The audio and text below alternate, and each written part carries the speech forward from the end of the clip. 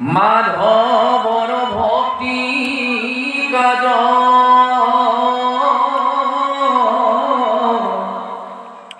কুলসং হরিবা বৈকুণ্ঠে সরিবা বঢ়িয়া এরিয়া দ্বারকা রাজ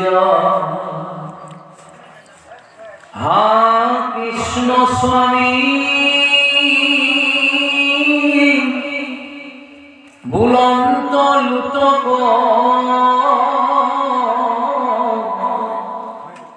নয়নর পরা পরে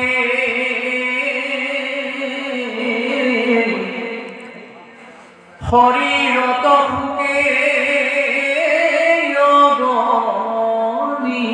নিধাই মনে মহামর্ম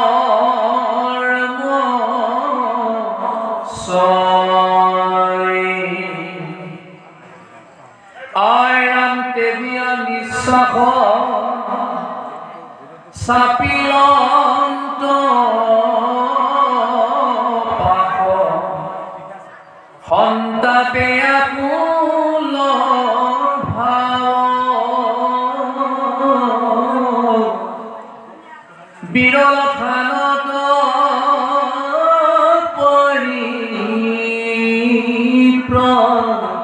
নামিলা হিৰে পৰখিয়া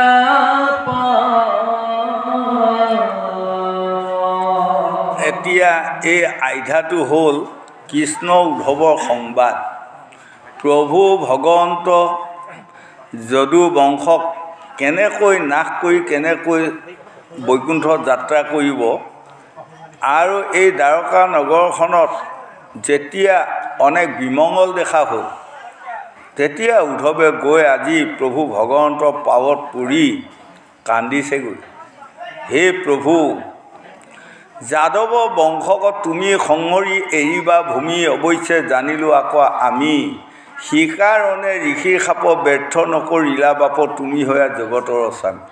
মই জানিব পাৰিছোঁ তুমি যে যদুবংশসকলক নাশ কৰি অতি সোনকালে বৈকুণ্ঠক যাব, মই অকণ কথা বুজি পাইছোঁ।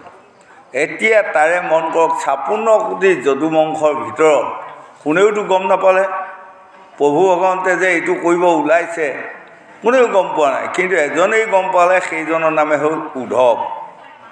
হয়, তাৰমানে বাকী সকলোৱে প্ৰভু ভগৱন্তক চিনি নাপালে বা পাবাও যত্ন নকৰিলে, হয়নে? যেনেকৈ উদাহৰণস্বৰূপে এখন সাগৰত বহুত শামুক থাকে আৰু তাতে মানিকো থাকে, কিন্তু শামুকসকলে যদি আগতেই বুজি ল'লে হয় যে মানিকসকল খুব দামী, গতিকে আমিও ভাল কৰ্ম কৰি মানিক হোৱাটো পৰম কৰ্তব্য, কিন্তু এইকণ কথা বুজি নলৈ তেওঁলোকে আকৌ কি ভাবে জানে, আমি যেনেকুৱা এবিধ শামুক সিহঁতেও সেই শামুকে। এই তদুপ কিছুমানে ভাবিলে কংসৰ ভাগিনীয়ে কৃষ্ণ, আৰু কিছুমানে আকৌ কয় কি নন্দ যশোদাৰ পুতেক, কিছুমানে কয় বসুদেৱ দৈৱকীৰ ল'ৰা। তেনেকৈ ভাবোঁতে ভাবোঁতে গুচি গ'ল, কিন্তু এজন উদ্ধৱেহে বুজি পালে এইজনে হ'ল প্ৰভু ভগৱন্ত। গতিকে আজি প্ৰভু ভগৱন্তৰ পাৱত পৰি মানে তেওঁ হাহাকাৰ কৰি কৈছে যে মই বুজি পাইছোঁ, গতিকে এয়া যদুবংশসকলৰ বিমংগলেই নহয়, আপুনি এইটো কৰিব ওলাইছে। তেতিয়া পৰম প্ৰভু কৃষ্ণই আজি উদ্ধৱক সাৱটি লৈ আলিংগন কৰি কৈছে, ধন্য ধন্য তুমি যে মোৰ মহিমাটো বুজি পালা, আৰু এই গোটেই যদুবংশই আজি মোৰ মহিমা বুজি নাপাল আৰু পাবাও যত্ন কোনেও নকৰিলে, হয়নে? গতিকে সেই লোকসকল আমাৰো প্ৰত্যেকৰে নিজা দেহত যে এটা জীৱ আছে, ভগৱান যে সোমাই আছে তাত, এই কথাটো বহুত লোকে বুজি পায় আৰু বহুত লোকে উপলব্ধি নকৰে। পৰম প্ৰভু ভগৱন্তে আমাক চলাই আছে। আমুকটো আপুনি কৰিলে নেকি? বোলে মই কৰিলোঁ। আমুকটো কাৰ? মোৰ। তহুকটো কোনে মই এইবোৰ মই মতে অহংকাৰ তই মতে গালি এই মতে পুৰুষৰ আয়ুষ হয় হানি জ্যোতিষশাস্ত্ৰত কৈছে হয়নে গতিকে সেই লোকসকল মই মোৰ মোক এইকেইটা শব্দ ত্যাগ দিবা হ'ল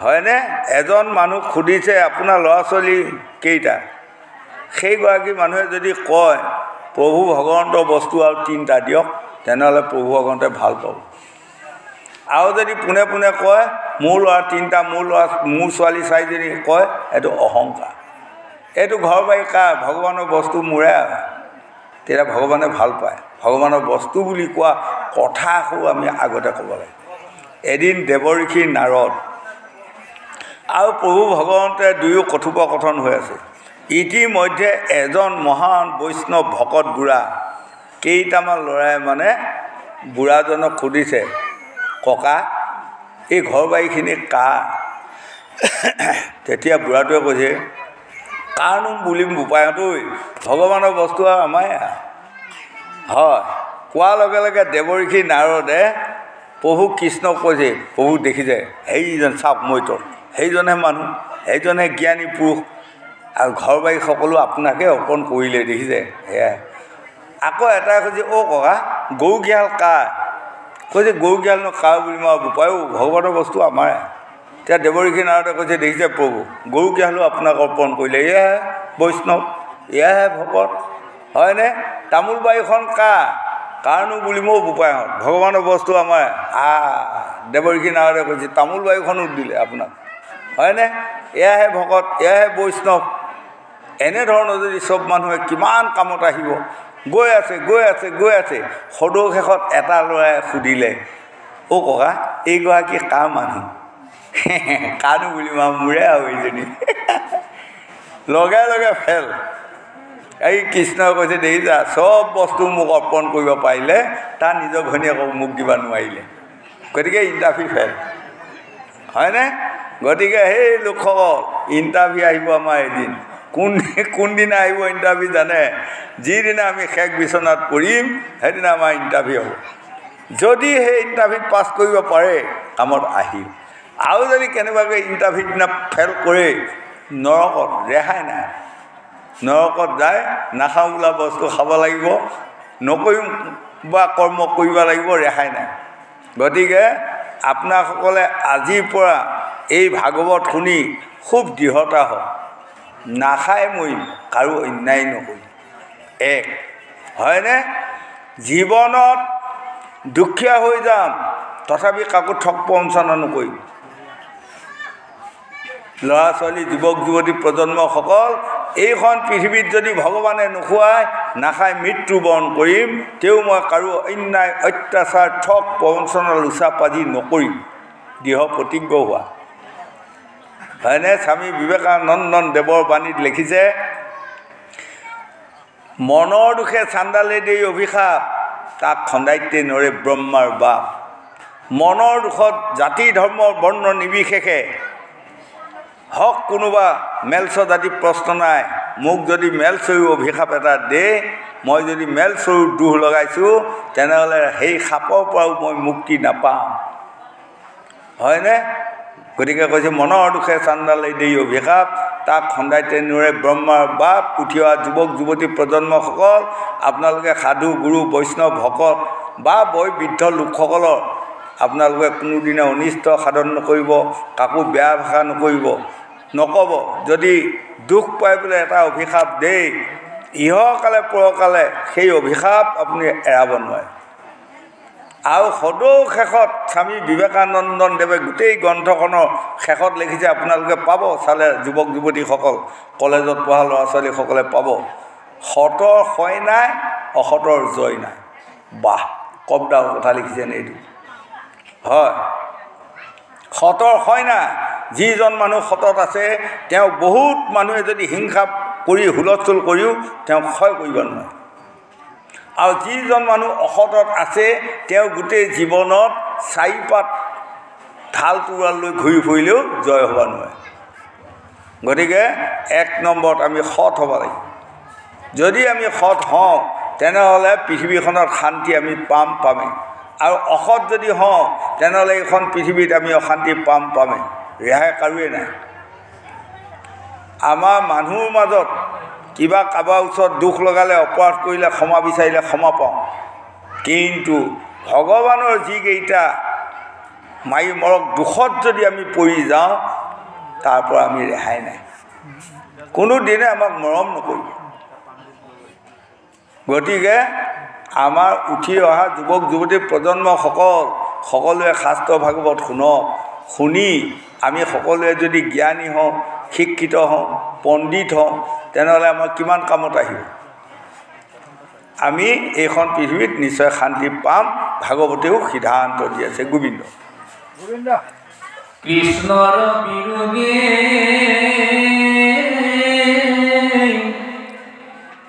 অগ্নি অন্তৰ্গতে বঢ়িয়া।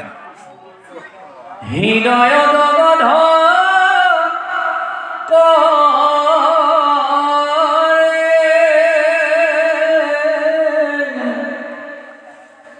হুকে মকমকি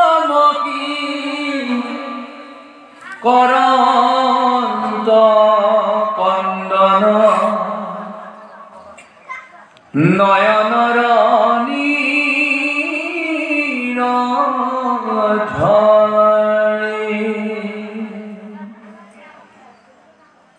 কটুক্ষণে আখি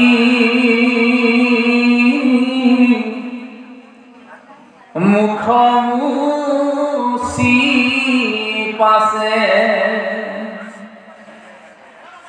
উঠিলা নমায়া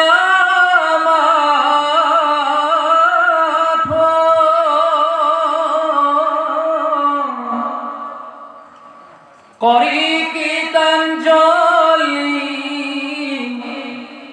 বুলিবে লাগিলা হুকে গদ মাত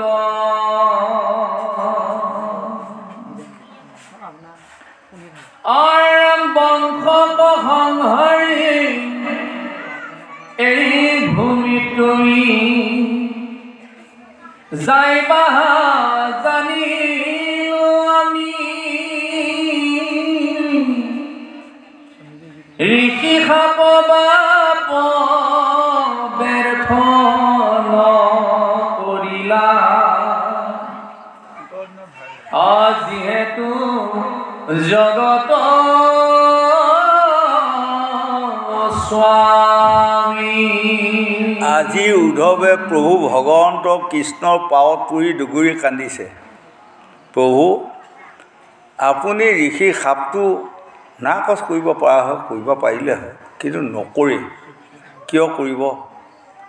প্ৰথম পৃথিৱী সৰ্জন কৰাৰ লগে লগে বৰাহ স্বৰূপে জল হন্তে ডুব দিলা, অনন্ত নাভিৰ হন্তে ভূমি উধাৰিলা। প্ৰভু ভগৱন্তে বৰাহ ৰূপে পৃথিৱীখন সৰ্জন কৰিলে আৰু তেওঁ উৰণ বুৰণ গজন ভ্ৰমণ চাৰি মুঠি জীৱ অৰ্থাৎ তাৰ লগতে মনুষ্য জাতিটিও জন্ম দিব।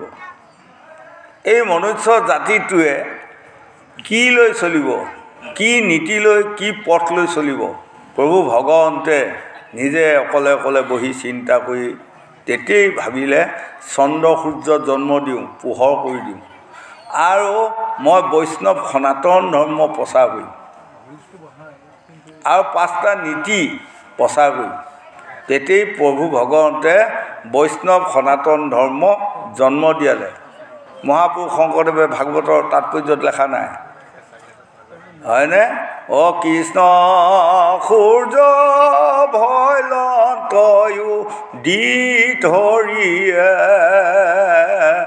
ও নাম ধৰ্ম কৰিলা বিদি ধৰিয়ে। প্ৰভু ভগৱন্তে নাম ধৰ্ম তেতিয়াই বিধি কৰিলে আৰু 5টা নীতি, ৰাজনীতি, ধৰ্মনীতি, শিক্ষানীতি, অৰ্থনীতি, সমাজ নীতি হয়। গতিকে মন কৰিব, ভাৰত স্বাধীন কৰাৰ পাছত জৱাহৰলাল নেহৰু প্ৰধানমন্ত্ৰী পাতি আৰু তেতিয়া জাতিৰ পিতা মহাত্মা গান্ধীয়ে কৈছিল আমাৰ ভাৰতৰ এখন সংবিধান ৰচনা কৰা হওক। তেতিয়া বি.আৰ. আম্বেদকাৰে কৈছিলে এই দায়িত্বটো মোক অৰ্পণ কৰক। জাতিৰ পিতা মহাত্মা গান্ধীয়ে ক'লে প্ৰস্তাৱ আকাৰে তেওঁক অৰ্পণ কৰা, তেওঁ সংবিধানখন ৰচনা কৰক। এই সংবিধানত 5টা নীতি সোমাই আছে। এই 5টা নীতিৰ যদি কোনোবাই এটা নীতি ভংগ কৰে তেওঁক ভগৱানে কেতিয়াও ৰক্ষণাবেক্ষণা দিব নোৱাৰে। নহ'লেতো ভগৱানে এই সাপটো নষ্ট কৰিব নোৱাৰে জানো? পাৰে, কিন্তু নহয়, তেওঁ যে আগেই নীতি উপাৰ্জন কৰি থৈছে, নীতি ভংগ হ'ব। গতিকে আমাৰ উঠি অহা ল'ৰা ছোৱালী, যুৱক যুৱতী প্ৰজন্মসকলক আপোনালোকে নীতি ভংগ নকৰিব। নীতি মানে এনেকুৱা নীতি, পুত্ৰ পুত্ৰীসকলৰ পিতৃ মাতৃক মানি চলা নীতি। যিসকল ল'ৰা ছোৱালীয়ে নিজৰ বাপেক মায়েকক নামানে সেয়া নীতি ভংগ। তেনেহ'লে সেইসকলে এই পৃথিৱীখনত হাবাথুৰি খাই ফুৰিলেও শান্তিৰ দোকানখন ক'ত আছে বিচাৰি উলিয়াব নোৱাৰে। এগৰাকী বোৱাৰীৰ নীতি স্বামীক মানি চলিব লাগিব, শহুৰ শাহুৰক মানি চলিব লাগিব। যদি শহুৰ শাহুৰকো নামানে, স্বামীকো নামানে, নীতি ভংগ, হয়নে? যেনেকৈ মন কৰিব আপোনালোকৰ ভোৰ বানাতে কাৰোবাৰ ঘৰত দুজোপামান গোন্ধপান আছে, গোন্ধপানৰ ৰংটো অকণমান মুগা, অকণমান আগটো দীঘলীয়া, এখন তামোল খাবচোন আৰু এখন খাব মন যায়, হয়। কিন্তু বৰ ধুনীয়া গোন্ধপান কেইজোপা জকমকীয়া হৈ আছে, সঁচা। কিহত আউজি আছে জানা? এডাল তামোলত বগাইহে আছে। তামোলডাল যিদিনা ভাগি পৰিব সেই গোন্ধপানজোপা শেষ গতি নোহোৱা। সাৱধান নাৰীসকলে এইটো বুজি লোৱা কথাটো কৰ্তব্য। মানে গোন্ধপানজোপা কোন? নাৰীসকল। মই এটা উদাহৰণ দিছোঁ। আৰু তামোলডাল মানে আমাৰ পুৰুষসকল। কিন্তু তাকে শুনি আকৌ পুৰুষসকলে নাভাবিব যে আমাক লৈহে নাৰীসকল আছে। এই পুৰুষসকল, জ্যোতিষশাস্ত্ৰত ভিগুৱাদী বাৰমুণিসকলে লিখিছে যাৰ নাই তিৰি তাৰ নাই গিৰি, হয়নে? গতিকে যাৰ তিৰোতা নাই তেনেহ'লে এখন ঘৰ সকলো মিছা। গতিকে আমাক নাৰীৰ খুব প্ৰয়োজন, আৰু নাৰীসকলকো পুৰুষৰ খুব প্ৰয়োজন। তেহে মায়া সংসাৰখনত আমি চলন ফুৰণ ৰীতি নীতি বজাই ৰাখিব পাৰিম। এইখন কথা আমি সকলোৱে বুজি লোৱাটো পৰম কৰ্তব্য, হয়। আৰু আমাৰ বাক্যবোৰ যিতেই তিতেই যেনি তেনি বাক্য নক'ব। বাক্যই ব্ৰহ্ম। এইকুৰা যে বন্তি আছে দেখিছে নহয়, এইকুৰাকে যদি লগাই দিয়ে গোটেই পৃথিৱীখন নাশ কৰিব। অগ্নি ব্ৰহ্ম, বায়ু ব্ৰহ্ম, হয়নে? গতিকে জল ব্ৰহ্ম, জলৰূপে নাৰায়ণ, আৰু জীৱ ব্ৰহ্ম। মই আই গৰ্ভত প্ৰথমে যি হৈ স্থিতি হৈছিলোঁ সেইটো ব্ৰহ্ম। পিতৃ ব্ৰহ্মটোৰ পৰা মই স্থিতি হৈছোঁ। গতিকে মই পিতৃক অৱজ্ঞা কৰাৰ অধিকাৰ মোৰ নাই। মায়ে 10 মাহ 10 দিন গৰ্ভত লৈ মোক ডাঙৰ দীঘল কৰিছে। কোনো দিনে নিজৰ মাতৃক অৱজ্ঞা কৰাৰ অধিকাৰ মোৰ নাই। মনত ৰাখিব। বাক্য যিসকল লোকে ৰাখি এই পৃথিৱীখনত চলন ফুৰণ ৰীতি নীতি বজাই ৰাখি আছে, সেইসকলে স্বৰ্গযাত্ৰাক আনন্দত কৰিব, হাঁহি হাঁহি কৰিব বুলি কৈছে শাস্ত্ৰই। তাৰে প্ৰমাণ মই অকণমান আগুৱাই গ'লোঁ, বেয়া নাপাব। বাক্য যেতিয়া কুৰু পাণ্ডৱৰ যুদ্ধৰ পাছত 5 পাণ্ডৱ উত্তৰমুখীয়া হৈ গুচি গ'লগৈ। যাওঁতে মই চমু কৰি দিলোঁ। এটা জেগাত দ্ৰৌপদী বাগৰি পৰিল, মৃত্যু হ'ল। তাৰপাছত সহদেৱ, তাৰপাছত নকুল, তাৰপাছত অৰ্জুন, তাৰপাছত ভীম, আটাইকেইটা পৰি গ'ল। তেতিয়া ৰাজা যুধিষ্ঠিৰে দুগুৰি কান্দি কান্দি কৈছে আৰু মই বিমুখ হৈ নাযাম, আৰু মই গৈ থাকোঁ, আৰু ময়ো মৰিলে মৰি যাম, আপত্তি নাই। যাই এটা জেগা পালেগৈ, পিনে 6টা আলি, গোসাঁইসকল কাম কৰিব। এতিয়া কোনটো ৰাস্তাই মই যাম? তেওঁ মানে খুব দুখ লাগিল। কাক সুধিম? লগত কোনোৱেই নাই। কোনটো ৰাস্তাই বা গ'লে মই ক'ৰ পামগৈ? এই বুলি কান্দি চকু মোহাৰি আছে। আৰু সদৌ শেষত হাতকেইখন এনেকৈ মেলি, চকুকেইটা মেলি চাই আগৰ পিনে বৰ ধুনীয়া কুকুৰ এটা 3 পাকমান ঘূৰি লেগুৰডাল দাঙি গৈ আছে। তেতিয়া ৰাজা যুধিষ্ঠিৰে দেখিলে এই কুকুৰটোৰ পাছে পাছে গৈ থাকোঁ, নিশ্চয় ইয়াত কিবা এটা অনুসন্ধান ওলাব। গৈ গৈ গৈ গৈ যেতিয়া স্বৰ্গস্থলী পোৱাৰ সম্ভাৱনা হ'ল, এয়া নিশ্চয় স্বৰ্গস্থলী হ'ব। এটা কুকুৰটো স্বৰ্গত আহিব পৰা ক্ষমতা নাই, তেনেহ'লে এইটো কুকুৰ নহয়, কোনোবাই মোক মায়া কৰিছে। তেতিয়া লগে লগে ৰজা যুধিষ্ঠিৰে দুয়োখন হাত জাপ কৰি লৈ তুতি প্ৰাৰ্থনা কৰাত লাগিল।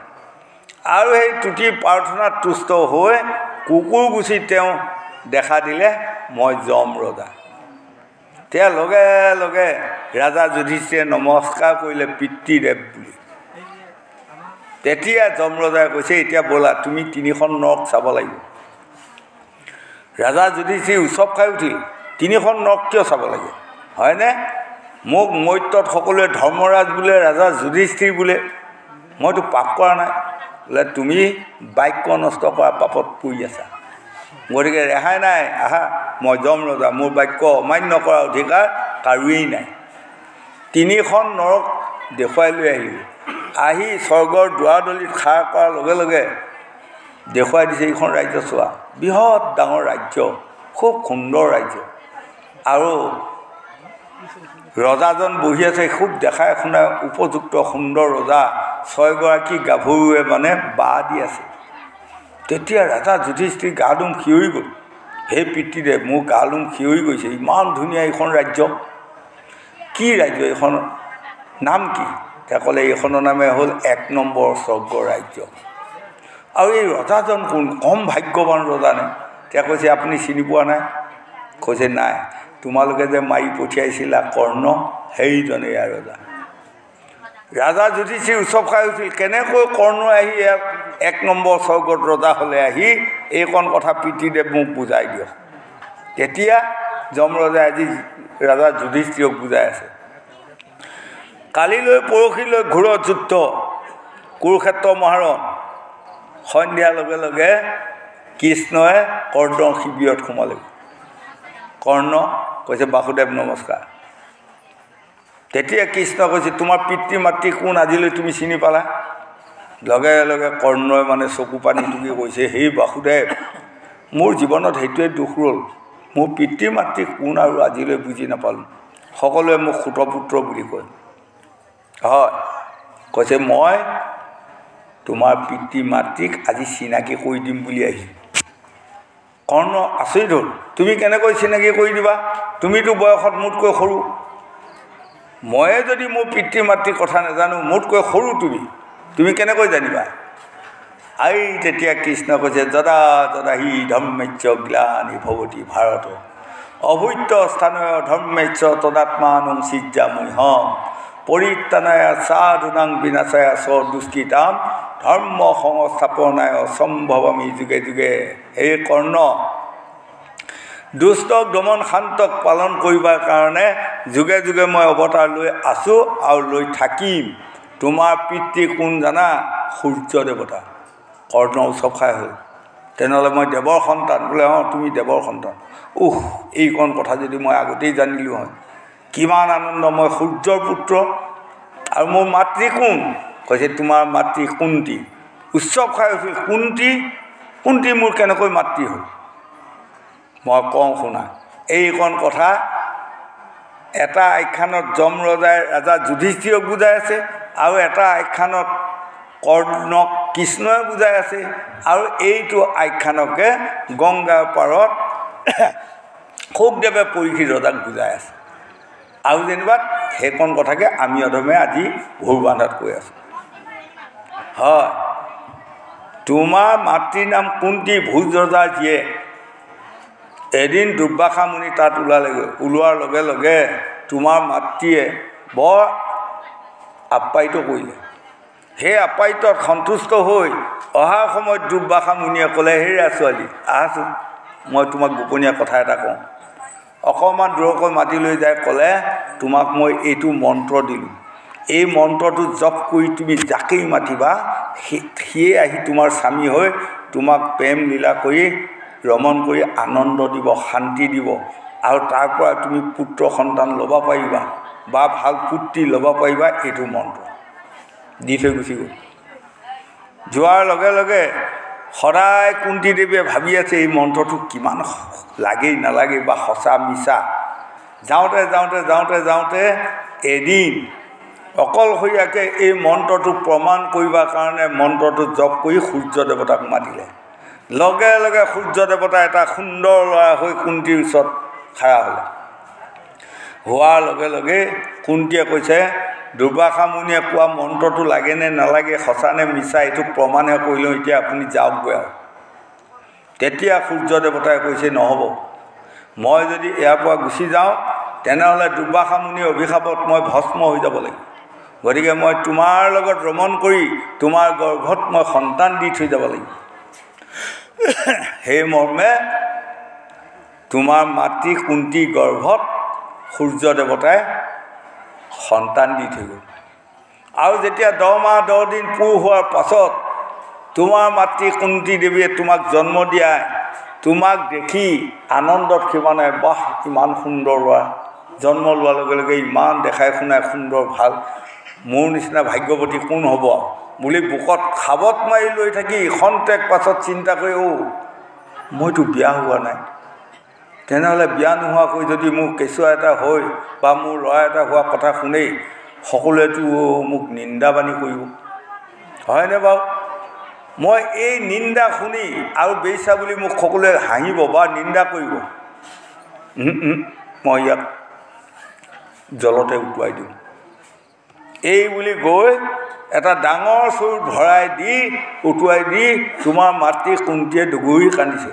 বাচা, যোৱা, লজ্জাৰ ভয়ত, বেইচানী হোৱাৰ ভয়ত, নিন্দাৰ ভয়ত, সমালোচনাৰ ভয়ত তোমাক মই ইমান ধুনীয়া সন্তান পায়ো ৰাখিব পৰা ক্ষমতা নহ'ল, উটুৱাই দিলোঁ। এই বুলি তোমাৰ মাতৃয়ে দুগুৰি কান্দিলে। আজি কৰ্ণই খুব কান্দি আছে। আৰু সেই নদীতে মানে কাপোৰ ধুব আহিছে, ধুবা ধুবুনি ৰাতিপুৱাই অহাৰ লগে লগে ধুবুনি, তাইৰ নাম ৰাধা, দূৰৰ পৰা দেখিছে যে এই চৰুটো কিয় উঠি গৈছে, চাই আহোঁগৈ। তেওঁৰ স্বামীয়ে কৈছে, ই তিৰোতা জাতিটোক লগত লৈ ফুৰিব নাপায়, তিৰোতাসকলে যি দেখি তাকেই মানে চাব মন কৰে সদায়, নহয়নে বাৰু? সেইবুলি আমাৰ ভূবানা বাৰু তিৰোতাসোপা নহয় তেনেকুৱা, হয়নে?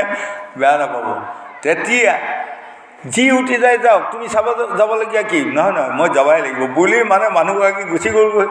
গৈ এনেকুৱা পানীত পৰি চৰুটোত যেতিয়া চাই চিঞৰি কৈছে, এইৰা তুমি মোক আহিব নিদিয়া, কি ধুনীয়া সুন্দৰ ল'ৰা এটা পাই গ'লো, আমাক বজাবাজি বুলি সকলোৱে হাঁহে, নিন্দা কৰে, আজিৰ পৰা এইটোৱে আমাৰ ল'ৰা হ'ল। তেতিয়া দুয়ো আহি আনন্দত চোৱা চিন্তা কৰি নাম থ'লে কৰ্ণ। আৰু কৰ্ণক ৰাধাৰ নন্দন বুলি কয়, তাৰমানে ধুবুনীজনীৰ নাম ৰাধা।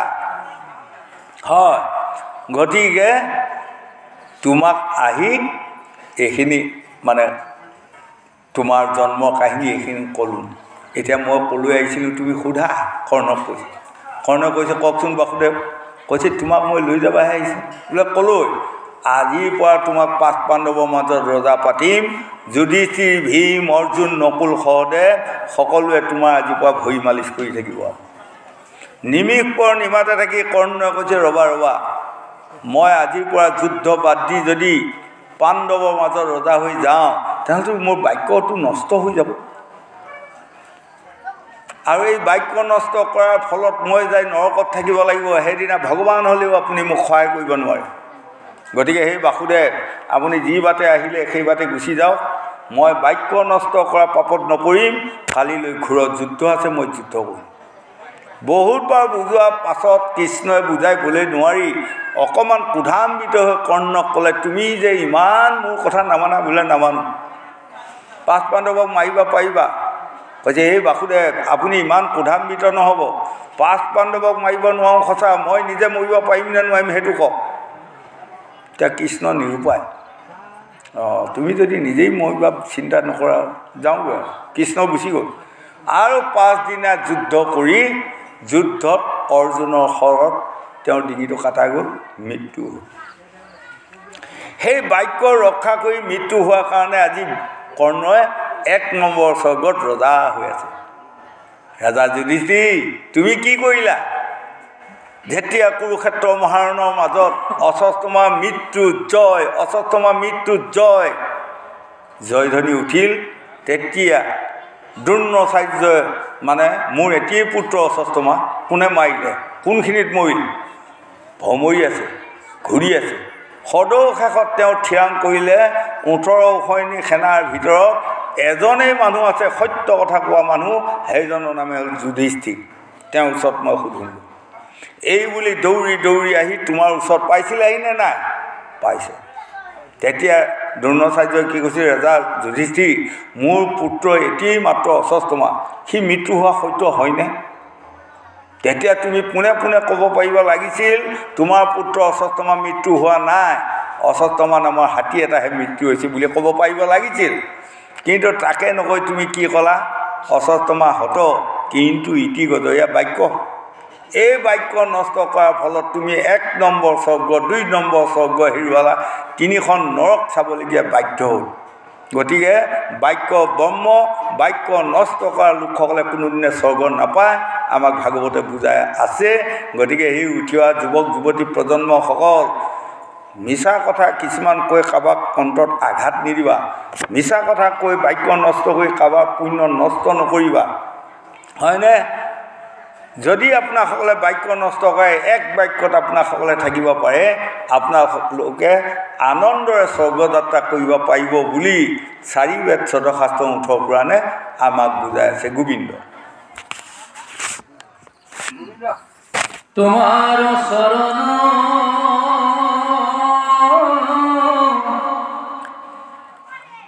নেদেখি ক্ষণে থাকিবে নোৱাৰো,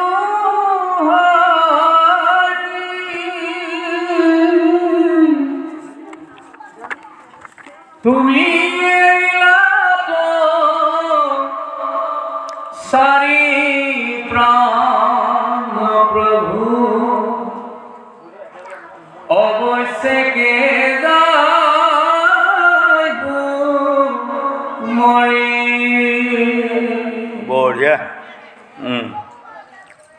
তুমি তপপুণ্য, তুমি বিনে পুণ্য, দেখো টুটি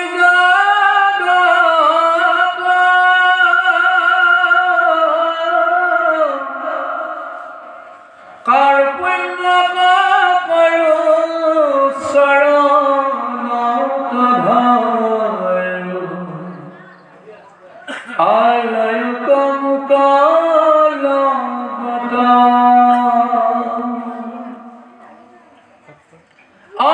তোমাৰ শৰণ পংকজ পুজিবে, কতু পুণ্যে পাইলো লাগ, বাপ জগন্নাথ নকৰনাথ, ভকত তুমি ত্যাগ।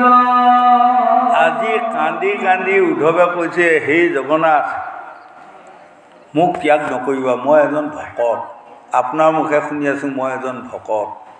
তেনেহ'লে আপুনি যদি ভকতক ত্যাগ কৰে, ভগৱান ভকত বৎসল হৰি আপুনিয়ে কৈ আছে, হয়। আৰু আপুনি এদিন নাৰদৰ আগত কোৱা শুনিছিলোঁ, ভকত এখে জানা মূৰ হৃদয়, মই ভকতৰ হিয়া নিশ্চয়, মোৰতো আচৰণ কৰিলে নিস্তাৰ পায়, ভকতৰতো আচৰণ কৰিলে অধুগতি যায়। এই কথাকণ আপোনাৰ মুখৰ পৰা মই শুনি আছোঁ। তেনেহ'লে আজি আপুনি কেনেকৈ ভকতক ত্যাগ কৰিব? এতিয়া সেইটোতে আমাক শাস্ত্ৰভাগে দেখুৱাইছে এজন উদ্ধৱ আৰু এজন কৃষ্ণ। আৰু আমি যদি এইকণ কথা দেহ মাৰ্গত চাওঁ, আমাৰ দেহত আছে পৰমাত্মা আৰু জীৱ আত্মা, হয়নে? জীৱ আত্মাক কেতিয়াও পৰ আত্মাই লগত লৈ ফুৰিব নোৱাৰে, হয়। সেইকাৰণে আমাক কৈছে, দুটি একেলগে থাকে চিনা চিনি নাই, দুয়ো ভাই ককাই। কিন্তু আমাৰ হৃদয়তে পৰমাত্মা আৰু জীৱ আত্মা দুয়োটা বস্তু আছে সঁচা, কাৰো লগত কাৰো আঠা মাৰা নাই, কাৰো লগত কোনো চিলাই থোৱাও নাই। এদিন পৰমাত্মা ইয়াৰ পৰা ওলাই গুচি যাব, আৰু জীৱ আত্মাটোহে কোনোবাই হয়তো নৈত পেলাই দিব, কোনোবাই পুতিয়ে থৈ দিব, কোনোবাই পুৰিয়ে পেলাব, হয়। আৰু কোনোবাই লৈ যায় মানে চিগাল কাউৰী কুকুৰকো দিব। আমাৰ এখন দেশ আছে নহয়, এতিয়া নিয়ম আছে, শ্মশানত লৈ যাব, চাং পাতি চাঙৰ ওপৰত থৈ গুচি আহিব। তেতিয়া সেই কাউৰ শগুনে খাই খাই খাই খাই খৰটো শেষ কৰিব, হয়নে? তেনেকৈ যাৰ যি নিয়ম তেনেকৈ কৰিব। কিন্তু এই বস্তুটোৰ প্ৰতি কাৰোবাৰ মৰম আদৰ আছেনে? আজি মোৰ প্ৰতি সকলোৰে মৰম আদৰ আছে, কিন্তু সুখেৰ বন্ধু আৰু দুখেৰ বন্ধু দুটা। এতিয়া যদি কেনেবাকৈ এইখিনিতে মই মৰোঁ, মৰাৰ লগে লগে দেখিব ইয়াত থকা 3 ভাগ মানুহ 2 ভাগ মানুহে চুচুক চামাককৈ ধুমাধুম পলাব। এইডালক চুলে এতিয়া গা ধুৱাহে লাগিব। এতিয়া প্ৰমাণ কৰক। তাৰে এটা ভাগে কিন্তু মানুহজনৰ ভাগত গোৱা আনিলোঁ, যদিও মৃত্যু হ'ল, এতিয়া শটোকে আমি আউল পচাইন ধৰি ঘৰলৈ বা গৃহলৈ পঠিয়াই দিওঁ, এনতেন এটা আগুৰি ল'ব। এয়া হ'ল আমাৰ সুখেৰ বন্ধু। ধন ধান পুত্ৰ ভাৰ্যা মামা ভাগিন বৰপেটাই খুৰা, এইসোপা সুখেৰ বন্ধু হয়। সুখেৰ বন্ধু দমা দমি, দুখেৰ বন্ধু না।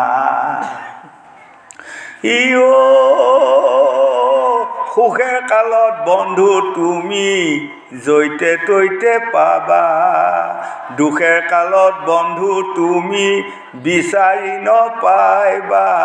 সুখেৰ বন্ধু দমা দমি, দুখেৰ বন্ধু না। হয়নে? মোৰ ভাৰ্যাগৰাকী সুখেৰ বন্ধু, ই দুখেৰ বন্ধু নহয়। কালি যদি কেনিবাকৈ মই লগে লগে পৰি পেলাই মৃত্যু হওঁ, ভালে হ'ল। যদি কেনিবাকৈ 8 দিন 10 দিন পৰি থকা হয়, মোৰ বৰ মৰমৰ মানুহগৰাকীয়ে ঈশ্বৰক কি ক'ব জানে? লৈহে যাওক আৰু বহু এডালক কিমান আউল ধৰিম আৰু প্ৰমাণ কৰিব, হয়নে ন? আৰু এগৰাকী আপোনালোকৰ বৰ ধুনীয়া পত্নী, ডেকাকালৰ পৰা ধুনীয়া পত্নী, কৈ আছে জন্মে জন্মে নেৰিবা দেই তুমি মোক। আৰু মানুহগৰাকীও কয় নেৰো দিয়ক, আপোনাক নেৰো দিয়ক। যদি কেনেবাকৈ মানুহগৰাকী 15 দিনমান পৰি থাকে, তেওঁ স্বামীটোৱে ঈশ্বৰক কি ক'ব জানে? কাম নাই, এইজনী লৈহে যাওক আৰু প্ৰভু, কিহে আউল ধৰি থাকিব এইজনীক এতিয়া। আমাৰ চাওক, এয়া সুখেৰ বন্ধু। কোনেও নক'ব, হয়নে নহয়? আপোনালোকে বিচাৰি ল'ব মনতে, একেবাৰে সঁচা কথাই মই কৈছোঁ আৰু বেয়া নাপাব। ধন ধান পুত্ৰ ভাৰ্যা যিমান আছে সুখেৰ বন্ধু। দুখেৰ বন্ধু চিনি ল'বা, যত্ন কৰক। শাস্ত্ৰই কৈ আছে, আপদ কালত বিপদ ভঞ্জন তুমি নাৰায়ণ, প্ৰাণ গোপালকে মনে, তোমাৰ বিনন্দ ৰূপ দেখিব নয়নে। আপদ কালত বিপদ ভঞ্জন তুমি নাৰায়ণ, প্ৰাণ গোপালকে মনে, তোমাৰ বিনন্দ ৰূপ দেখিব নয়নে। আপদ কালৰ বিপদ বন্ধুজন কোন জানা? পৰম প্ৰভু ভগৱন্ত দৈৱকী নন্দন দেৱ কৃষ্ণ। আমি প্ৰত্যেকে এটা এটা শূন্য লৈহে ইয়াত আহিছোঁ পৃথিৱীত, একো আনা নাই। ইয়াতে কিছুমান আমি অসহ্য বিভূতি পাই অহংকাৰী হৈ গৈছোঁ, গৌৰৱী হৈ গৈছোঁ।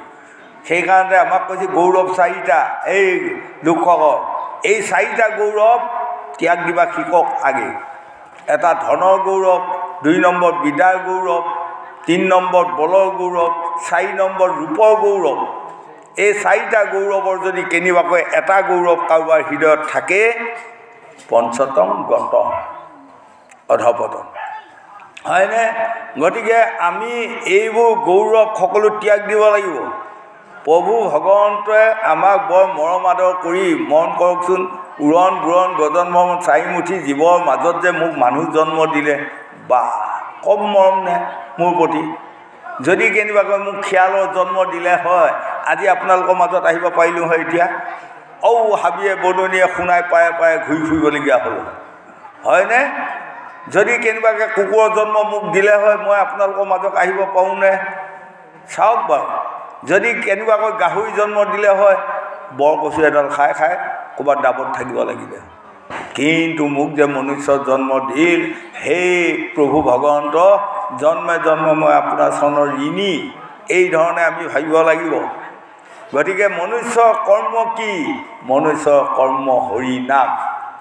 মনুষ্যৰ কৰ্ম কি? সৎ কাম। মনুষ্যৰ কৰ্ম কি? এই পৃথিৱীখনত পৰক উপকাৰ কৰা কৰ্তব্য। বৈষ্ণৱ সনাতন ধৰ্মৰ অৰ্থ কি? এজনক সুধিলে এজনে কৈছে পৰ উপকাৰ সাধন কৰাটোৱে বৈষ্ণৱ সনাতন ধৰ্ম। শুদ্ধ উত্তৰ। আৰু এজনক সুধিলে বৈষ্ণৱ সনাতন ধৰ্মৰ অৰ্থ কি? সেইজনে কৈছে সত্যটো হৃদয়ত জীয়াই ৰাখা।